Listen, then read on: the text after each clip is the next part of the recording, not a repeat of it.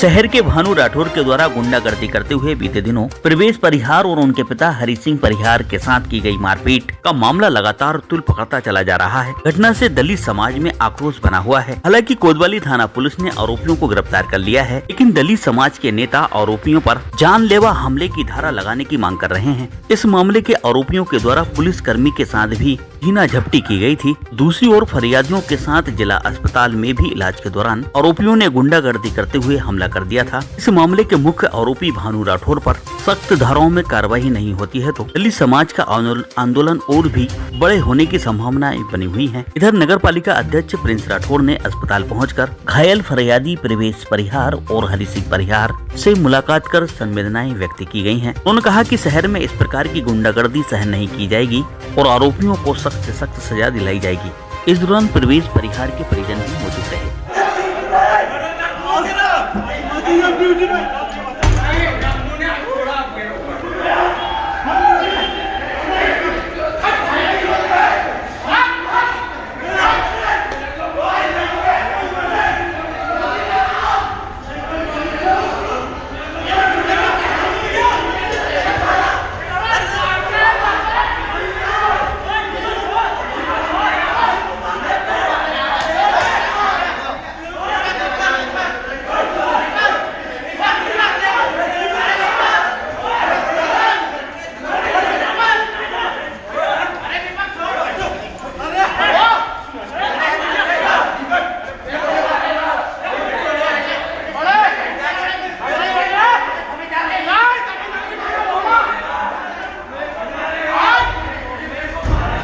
Hospital में मुझे और मेरे पापा को 20 से 25 लोगों ने आकर बहुत बेकार तरीके से मारा और जाति सूचक गालियाँ दी, चमार हो तुम, और मुझे नहीं पता क्या कारण था। मेरी कोई बात नहीं थी, बस आकर हमें यहाँ पे मारना शुरू कर दिया और पापा पूछते रहे क्या बात है क्या बात है, और उनने बहुत बेरहमी से मारा मुझे और मेरे पापा को। तो यहाँ पर आप ज्ञापन लेके आए, किस तरह का ज्ञापन?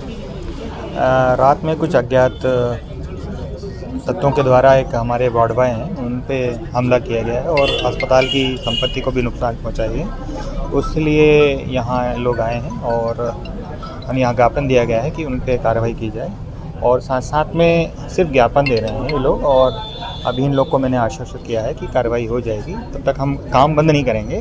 कार्रवाई नहीं होगी तब हम काम बंद करेंगे। अभी ज्ञापन देने के बाद हम हॉस्पिटल जा रहे हैं और सब लोग काम करेंगे। लोग जो मुख्य आरोपी भानु राठौर है उसको गिरफ्तार नहीं करा गया है और प्रकरण में धारा 307 नहीं लगाई गई है और आए दिन हमारे दलित समाज पर, सर्व जाटव समाज पर अत्याचार होते रहते हैं। हमारे हरि सिंह परिहार जी थे, प्रवेश परिहार जी थे, उनके ऊपर ऑन ड्यूटी कुछ असामाजिक तत्वों ने हॉस्पिटल के अंदर जाकर उनके साथ मारपीट की और ख़ास तौर से आप देखिए कि शासन प्रशासन के व्यक्ति, उसमें वीडियो में आप देखेंगे पुलिसकर्मी भी साथ वहाँ पर उपस्थित थे।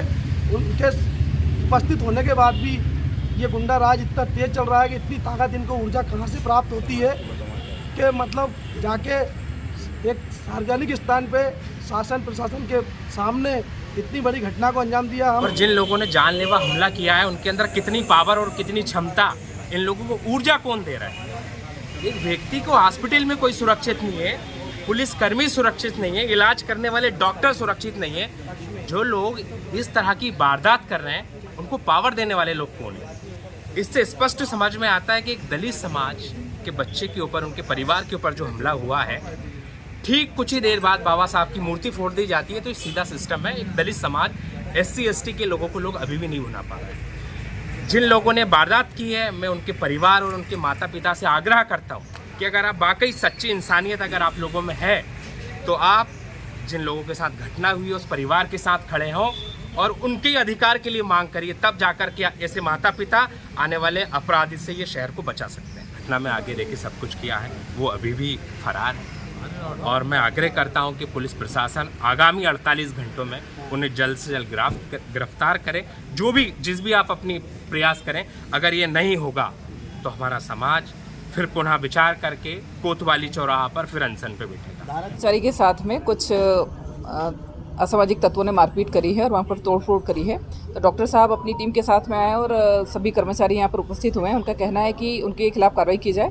तो मैं आश्वासन देती हूँ कि जो भी असामाजिक तत्व जिन्होंने ये हरकतें करी हैं उनके खिलाफ कठोर से कठोर कार्रवाई की जाएगी और आवश्यक सुरक्षा बढ़ाई जाएगी।